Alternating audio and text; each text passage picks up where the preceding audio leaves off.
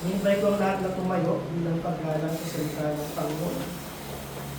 Kung may mga Biblia po ay makibukas kayo sa akin sa Matthew chapter 13. Tutuloy lang po natin yung ating series dahil hindi naman po tayo namimili ng ating tutuloy. Tutuloy lang natin siya. Basahin po natin ang salita. Sabi po dito, the same day, when Jesus out of the house and sat by the seaside. And great multitudes were gathered together unto him, so that he went into a ship and sat, and the whole multitude stood on the shore. And he spake many things unto them in parables, saying, Behold, a sower went forth to sow. And when he sowed, some seed fell by the wayside, and the fowls came and devoured them up. Some fell upon stony places, where they had not much earth, and the forthwith they sprung up, because they had no deepness of earth. And when the sun was up, they were scorched, and because they had no root, they withered away. And some fell among thorns, and the thorns sprung up and choked them. But other fell into good ground, and brought forth fruit, some 100-fold, some 60-fold, some 30-fold. Who had ears to hear, let him hear. And the disciples came and said unto him, Why speakest thou unto them in parables? He answered and said unto them, Because it is given unto you now, to you to know, the mysteries of the kingdom of heaven, but to them it is not given.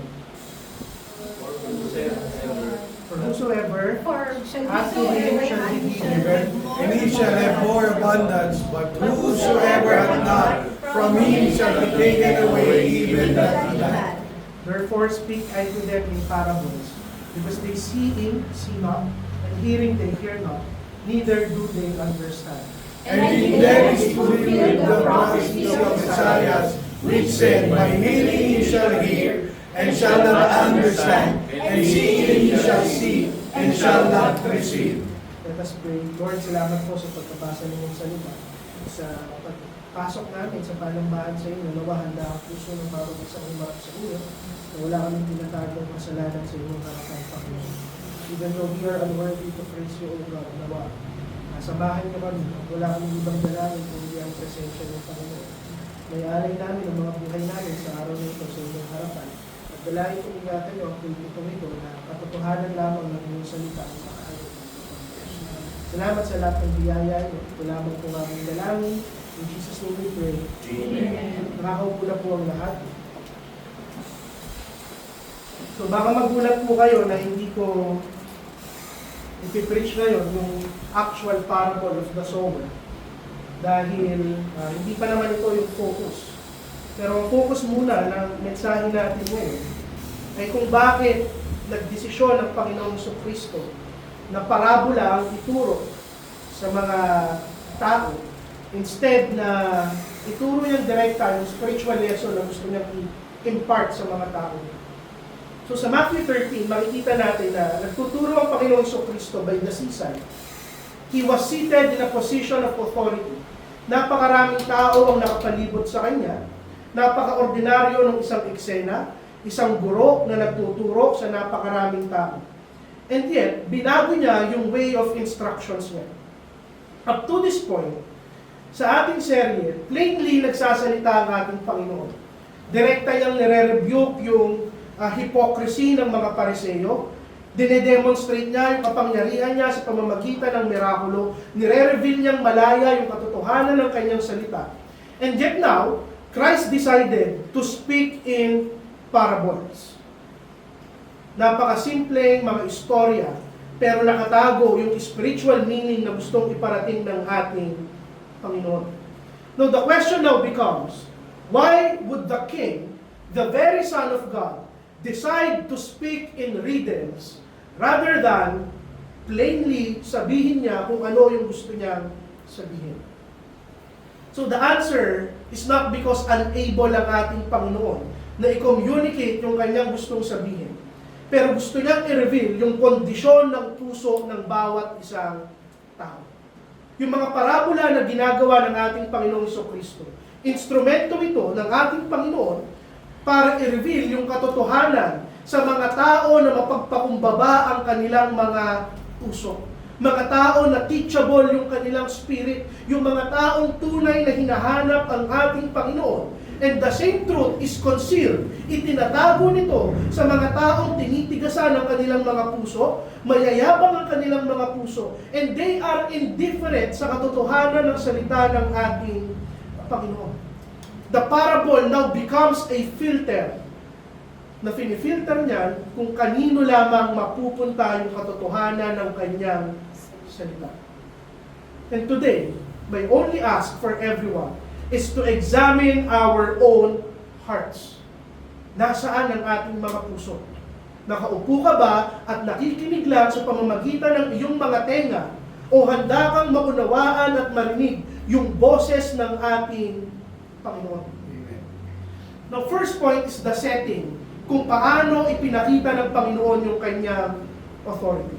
Magmula sa kanyang posisyon, sa kanyang method, kung sa paano siya nakaupo, ipinakita ng Panginoon that He is truly King. Yung first detail na makikita natin dito, that Christ sat down to teach. And this is culturally hindi nagme-make sense sa atin. Kung pumunta ka na, pumasok ka na sa isang eskwela, ang posisyon ng isang guro ay laging nakatayo. Pero sa kanilang kapanahunan, sa kultura ng mga Hudyo, umuupo ang mga rabbi at mga teacher kapag importante yung kanilang sasabihin. If they are teaching casually, tatayo sila. Pero kung formal, deliberate, at importante yung kanyang sasabihin, umuupo yung bawat isang guro. So by that position, Christ Himself is already telling us that this is not going to be a casual conversation. Hindi ito normal na makikipag-usap. Bibigyan ko kayo ng instruction na manggagaling sa langit. And notice kung saan siya nagturo. Umupo siya sa isang bangka. And that boat becomes His pulpit. Nakaupo siya pero naka-elevate siya, nandun siya sa isang bangka. Practically yan yung sinasabi niya. Ginagamit niya yung lahat ng natural environment para marinig siya ng lahat ng tao. Pero higit sa lahat, Christ is teaching with authority nang gagaling sa divine kingship niya bilang anak ng kanyang Ama sa langit. Hindi lang nagkikwento ang ating Panginoon. He is revealing mysteries from heaven. Na yung bawat isang salita na lalabas sa kanyang bibig, dala niyan yung buong bigat ng kalangitan. At lahat ng nakikinig, they are in the presence of divine truth. At sana sa tuwing linggo, nauupo tayo sa loob ng ating iglesia. Makita nyo na kung saan yung bawat isang salita ng ating Panginoon, this is not mere stories. Hindi lang ito kwento, hindi lang ito history. Pero mga salita ito nang gagaling sa ating hari. And look at the proximity, kung gaano kalapit yung mga tao sa ating Panginoon. In-emphasize ni Matthew that multitude gathered with Christ, na napakaraming tao yung umupo upang makinig sa Kanya. And that is the same today. Many people gather with Christ. They are drawn by curiosity. Pumupunta sila doon dahil curious. Narinig nila yung kasikatan ng mirakulo ng ating Panginoon. Gusto nilang makita yung extraordinary act ng ating Panginoon. But this is the irony. Being physically present, yung nakaupo ka at nakikinig ka ng salita ng ating Panginoon, it does not equate at hindi niya ginagarantiya yung spiritual insight na matatanggap mo. Napakaraming tao nga kung saan nakaupo malapit sa Panginoon. Naririnig nila yung parabola, pero napakalayo nila sa katotohanan. Hindi dahil hindi marunong magturo ang ating Panginoon, pero yung kanilang mga puso, they are not prepared to receive the truth. They are there para ma-amaze. They are there para ma-entertain. But deep inside, they are indifferent sa salita ng ating Panginoon. And this scene, itong eksenang ito, ini-illustrate sa atin yung prinsipyo na kailangan nating matutunan. Your presence inside a church. Yung presensya mo sa loob ng isang iglesia, pero walang submission yung puso mo sa katotohanan ng Panginoon, it is insufficient. Hindi yan sapat. External attendance, sitting inside the church, hearing sermons, kahit makapag-witness ka pa ng isang tunay na mirakulo, hindi yan babaguhin ang iyong kaluluwa. Hindi yan nagliligtas. Dinedesire ng ating Panginoon na magkaroon tayo ng mga puso na handang mag-respond sa Kanya. Hindi lang mga tengang nakikinig. Maraming tao ang kung saan totoo na mauunawaan nila yung katotohanan ng salita ng Panginoon. Pero marami rin nag-uupo that they will harden their hearts. Dahil yung salita ng Panginoon, it is a mirror. Salamin yan. At ire-reflect niyan at ipapakita niyan yung kondisyon ng ating mga puso. At ano yung significance ng eksenang to? It is very purposeful. Sabi ko nga sa inyo, proximity to the teacher, proximity to Christ does not guarantee your salvation. There are a lot of people who grew up inside the church, who worship every Sunday. People who become preachers and pastors, but by the end of their lives, maririnig nila, I do not know you. Anong sabi sa Biblia? Marami ang nagpalayas ng demonyo sa aking pangalan, nagpagaling ng may sakit. They used my name to perform miracles, pero sasabihin ng Panginoon sa kanila, depart from me, you doers of iniquity. Lumayo kayo sa akin, kayong mga manggagawa ng kasamaan. Bakit? Because a person can be near to Christ and yet fail to receive Christ. Your church membership does not guarantee your salvation. Ito yung lagi kong itinuturo sa inyo. Even becoming a pastor does not guarantee your salvation. The only way to salvation is to have a relationship with Christ. You can fake everything else sa mundong to. You can be so near to the church, to the ministry, to God Himself. But as long as wala kang relasyon doon sa nagtuturo na hari sa'yo, His words will only reveal the true state of your hearts. Amen. At kung bakit parabola yung ginamit ng Panginoon? Because the parables hide the true meaning. Nire-require ka na magkaroon ng engagement, mag-reflect ka sa iyong sarili, maging sensitive ka spiritually. Dahil yung mga taong tunay na hinahanap yung katotohanan, sila lamang yung makakakita. Everybody else will have a skin-deep understanding ng parable. Now, itong eksenang ito is a challenge for everyone. Sa lahat ng nakikinig ngayon, examine your hearts, examine your response. Are you a mere spectator? Nakikinig ka lang ba? Nanonood ka lang ba? Naa-amaze ka lang ba sa mirakulo, sa kwento, sa ginagawa ng ating Panginoon? Or are you truly a disciple na gusto mong matuto, gusto mong sumunod, at higit sa lahat, gusto mong mabago ng ating Panginoon? Let me tell you kung bakit ayaw ng tao yung mga parabola ng ating Panginoon. It's not because pangit yung turo ng ating Panginoon. Kung bakit ayaw nila tanggapin yung katotohanan, it's not because kulang. It's not because mababaw. Ayaw nila tanggapin yung katotohanan. Dahil pag tinanggap nila yung katotohanan ng salita ng ating Panginoon, it will demand from them humility. It will demand from them letting go ng kasalanan na kanilang iniibig. Dahil yung tunay na understanding, spiritual understanding, hindi na nagsisimula doon sa parabola. Nagsisimula yan na ma-recognize mo yung Kristo na nagtuturo nung parabola. Amen. It's not just about the teaching, it is about Christ. You approach Christ with reverence. You open up your hearts. Tanggapin natin yung ating Panginoon. True spiritual understanding, hindi mo yan makokondisyon. Hindi dahil lumaki ka sa iglesia, hindi dahil naglilingkod ka, hindi dahil nagsisimba ka, hindi dahil matalino ka, na mas mauunawaan mo yung salita ng ating Panginoon. No! The only person that would understand God's Word and His instruction ay yung mga taong may mapagpakumbabang puso, broken and contrite hearts.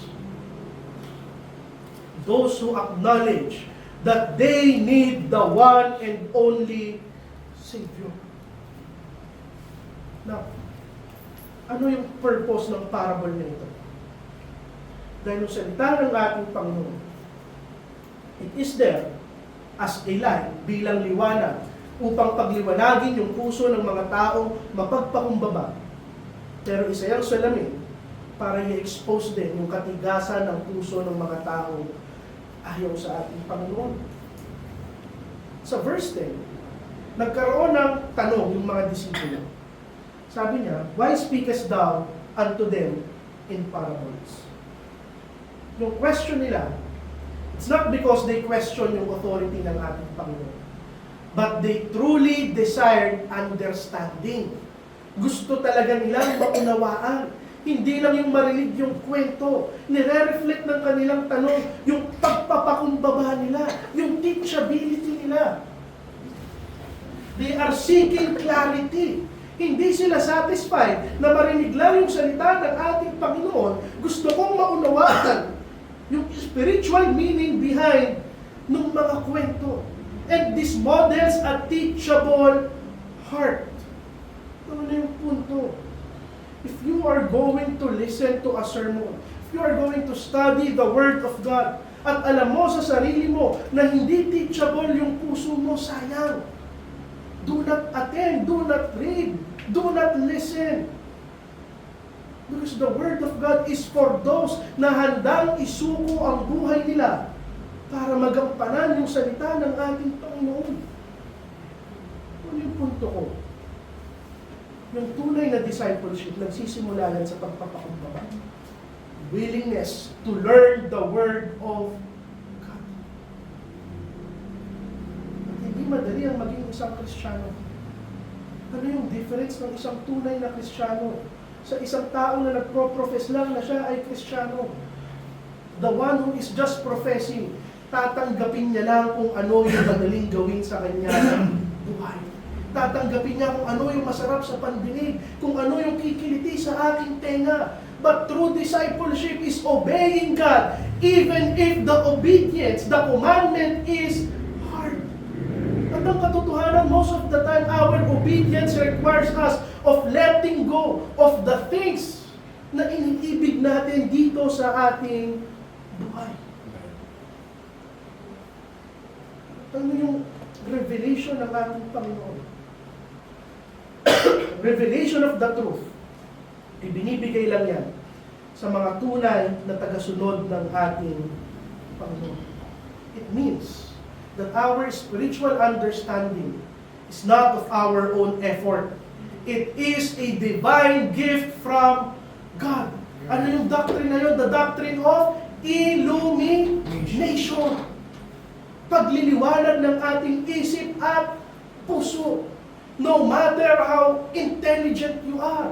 Kahit kabisado mo pa yung lahat ng doktrina, kaya mo yang himayin. Ikaw na yung pinakamagaling na mag-expound ng salita ng ating Panginoon. Without the gift of illumination, walang kwenta yung lahat ng alam mo sa salita ng ating Panginoon.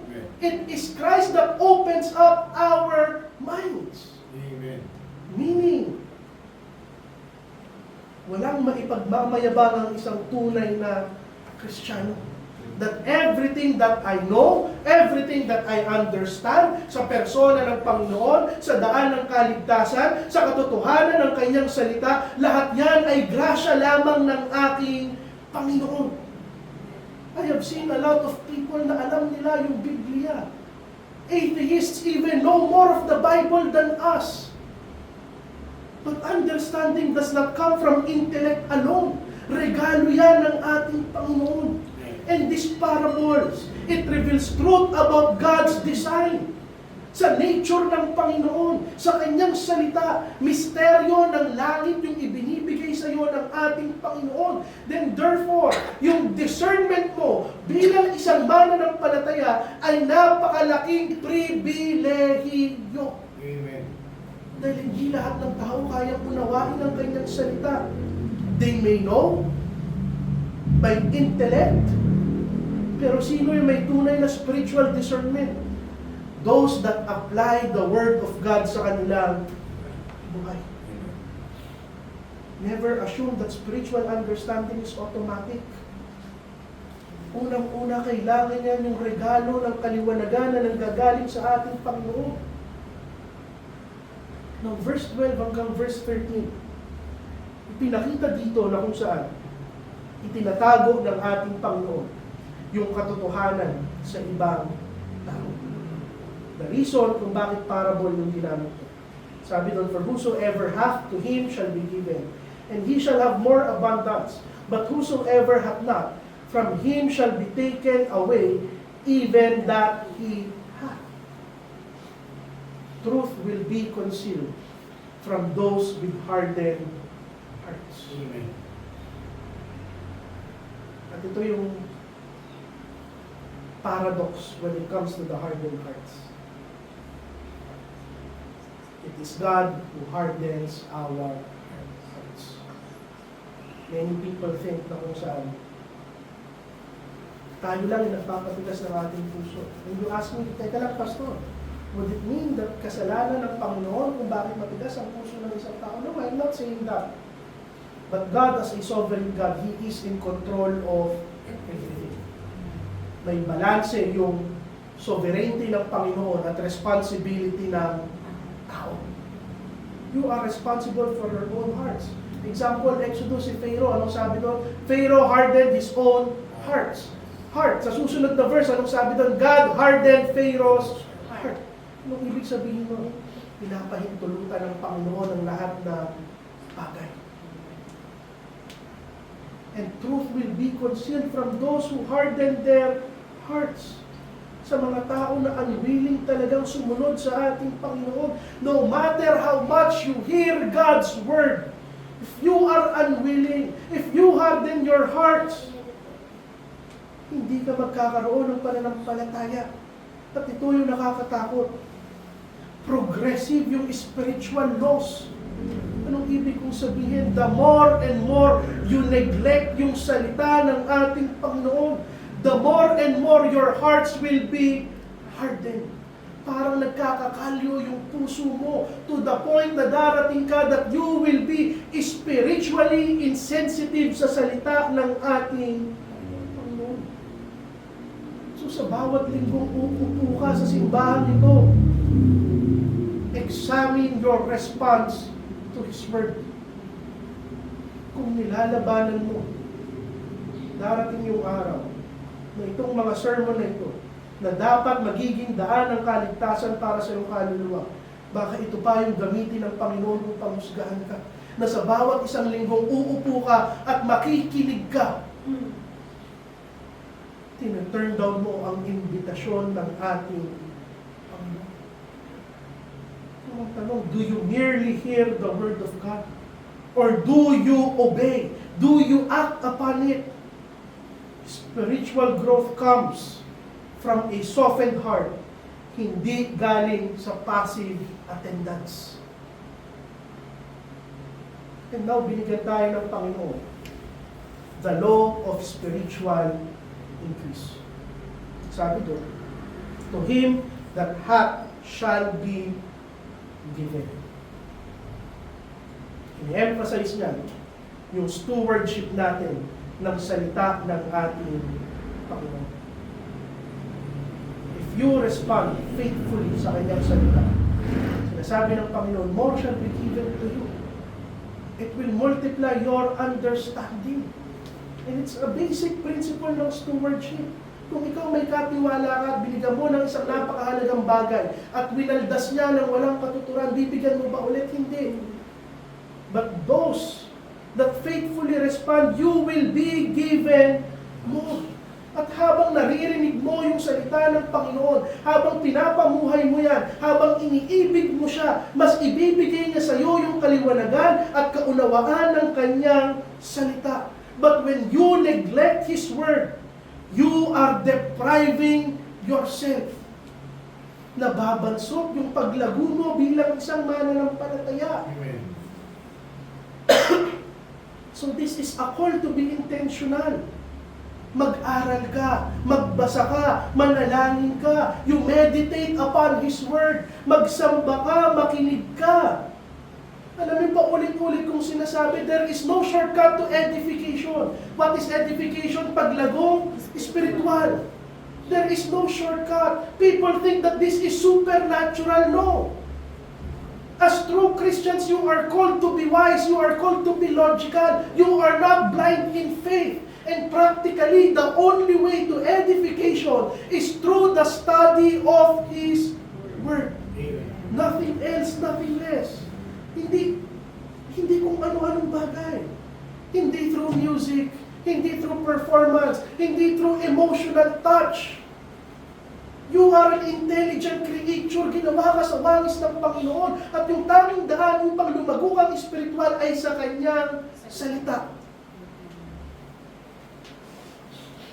Kung sa Kanyang salita lang makikita yung paglago, then approach God's Word with humility, not with arrogance. Never ever think that you are better than His Word. His thoughts are higher than our thoughts. Do not assume that you understand. Kahit ako bilang pastor, it takes me weeks para matapos ang isang sermon. It takes me hours para mag-aral. Dahil kung wala yung illumination ng ating Panginoon, there is no clarity, there is no understanding. Pero higit sa lahat, lalapit ka sa Panginoon na durog ang iyong puso.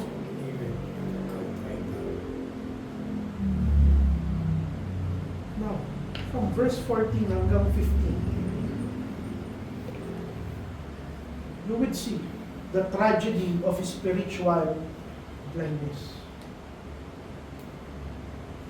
Marami sa atin iniisip natin, those that are spiritually blind, o yung hindi nakakaunawang lubos sa salita ng Panginoon, simply because they do not know God's Word. They are ignorant of His Word. But I beg to differ. Dahil marami akong tao na kilala that they know God's Word and yet they remain spiritually blind. Dahil hindi yung kakulangan ng pangunawa, hindi ignorance, hindi kakulangan ng salita ng Panginoon, yung tunay na problema ng spiritual blindness. It is willful resistance to God's words. Ano yung sabi doon? Fulfillment lang yan ng sinabi ni Isaiah. Sa verse 14. Ano yung sabi ni Isaiah? By hearing ye shall hear and shall not understand. Verse 14. And seeing ye shall see and shall not perceive. This is not a failure of communication. Hindi dahil kulang yung salita ng Panginoon, hindi dahil mali yung turo, pero dahil ayaw tanggapin ng tao. Truth entered their ears, but not their hearts. Nakita na nila yung miracle. Nakita na nila first hand yung compassion ng Panginoon. Narinig na nila yung wisdom ng Panginoon. Nakita na nila yung tunay na Messiah physically. Pero hindi sila lumapit. Bakit? It's because of their hearts. It is entirely possible na maupo ka at makinig ka sa isang faithful preaching. For you to read the Bible every day and still, hindi gumagalaw yung puso. Hindi nagsusurrender ang iyong puso. And this is the condition of a hardened heart. Verse 15. For this people's heart is waxed gross.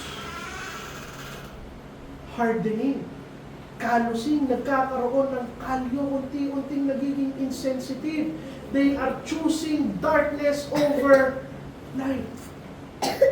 Uulitin ko, spiritual blindness is not because of ignorance.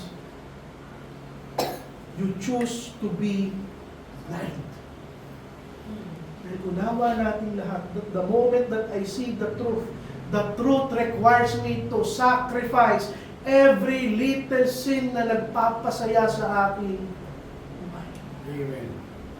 Spiritual blindness is moral rebellion na ibinabalot lang sa gift wrap ng pagwawalang bahala.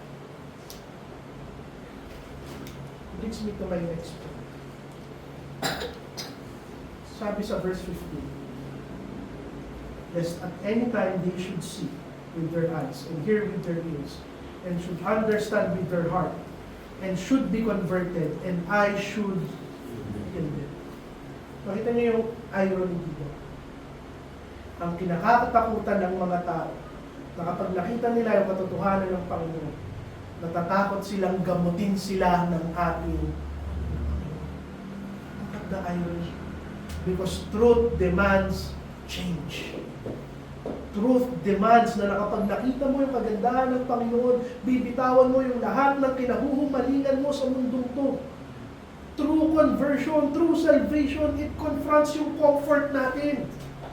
Ang totoo niyan kung bakit ayaw nilang mapagaling yung kanilang kabulagan ng ating Panginoon because their blindness protected their lifestyle from confrontation ng salita ng ating Panginoon. And the irony is they reject the healing of Christ.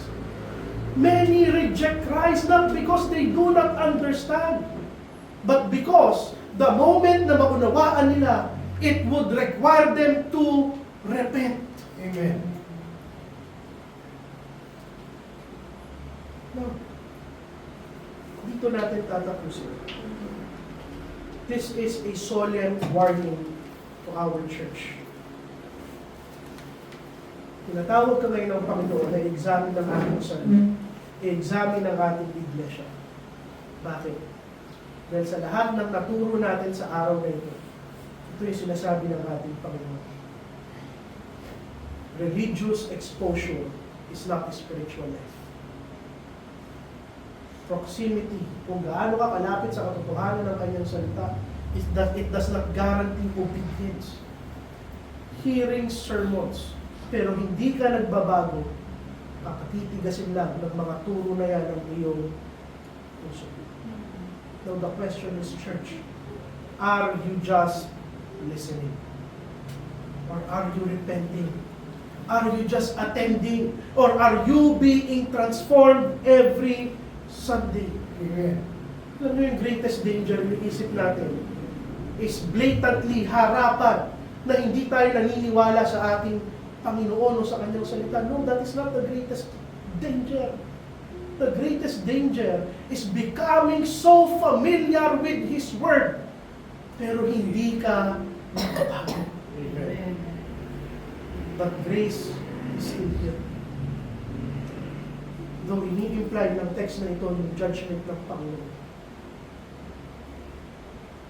The mere fact na napakinggan mo yung warning na yun, this is God's mercy. The very fact that Jesus is speaking to you today is proof na nandito pa rin yung grasya niya para sa mga taong matitigas ang kanilang mga puso.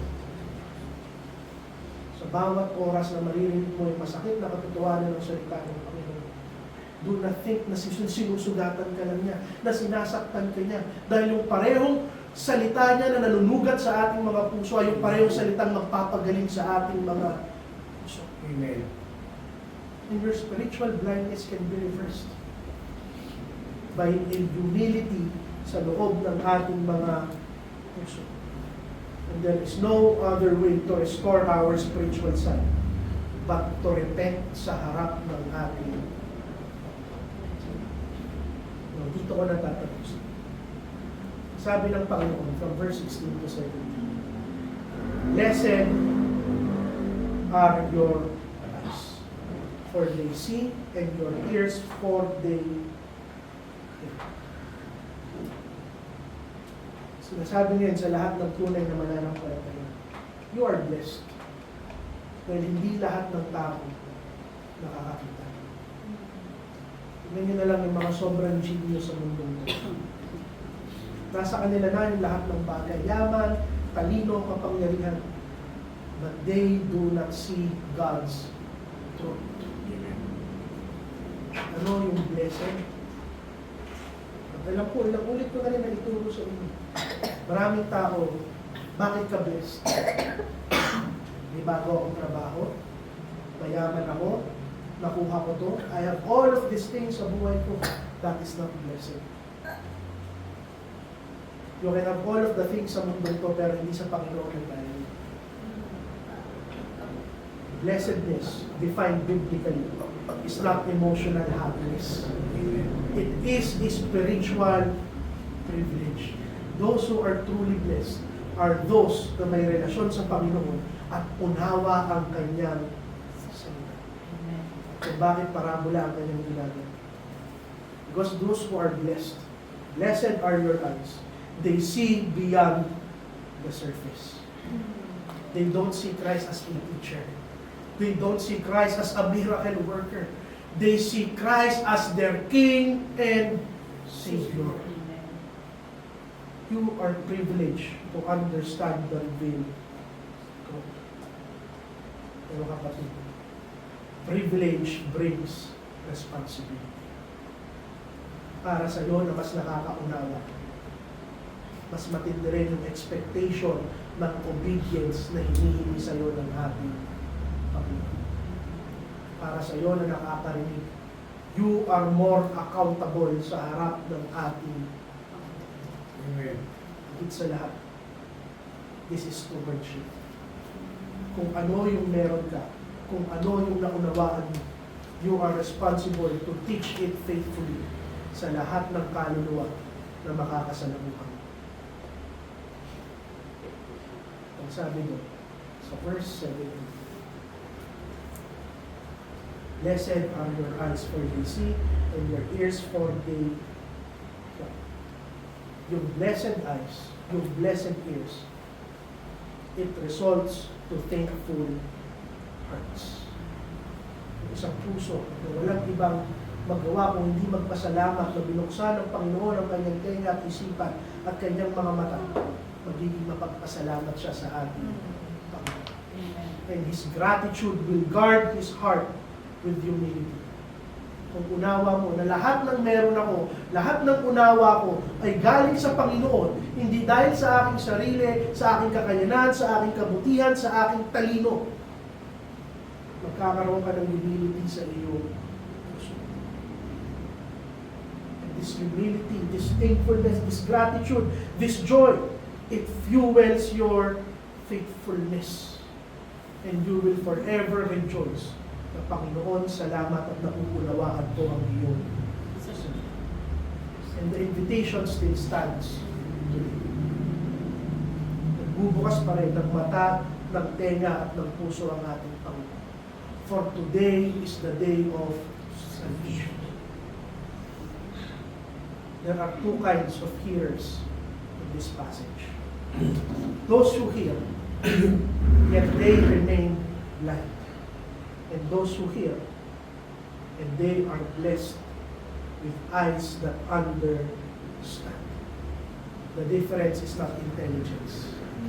It's not goodness. It's not moral effort. It's not background. It's not status.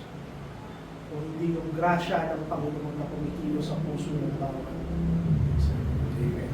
I would remind you, there is no difference between us and the people outside. Kung madumi sila sa harap ng Panginoon, madumi rin tayo sa harap ng Panginoon. The only difference is God's grace. You understand because of God's grace. Amen. So will you hear the King today? Amen. Let us pray. Lord, salamat po sa mensahe nito. Sa challenge, Panginoon. Bagamat masakit, susugatan kami, Panginoon. Nawa magdulot ito ng kagalingan ng aming mga puso. Sugatan niyo kami lalo, Panginoon, to have broken hearts na lumapit sa inyo. Yung pakumbaba sa inyong harap. Hindi aming kabutihan, hindi aming kalakasan, hindi grasya ng Panginoon na ine-extend patuloy na pinapagutang sa amin. Tawad nawa sa aming mga kasalanan. In Jesus' name we pray.